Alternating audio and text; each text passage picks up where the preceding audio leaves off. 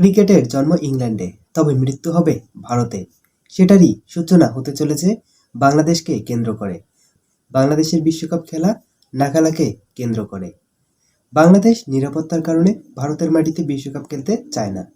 কিন্তু international cricket council আইসিসিতে ভারতীয় আধিপত্যবাদ, ভারতীয় ক্রিকেটের রাজত্ব, তাদের প্রভাবে যদি বাংলাদেশ বিশ্বকাপ খেলতে না পারে, তাহলে এটা ক্রিকেটের জন্য অমঙ্গল, এটা ক্রিকেটের জন্য ধ্বংসই নিয়ে আসবে।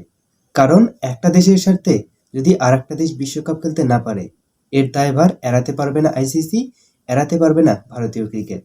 যদি এভাবেই ক্রিকেটে এবং আইসিসিতে ভারতীয় ক্রিকেটের আধিপত্য চলতে থাকে, তাহলে একটা সময় ক্রিকেট ধ্বংস হবেই হবে, আর সেটার জন্য দায়ী থাকবে ভারত।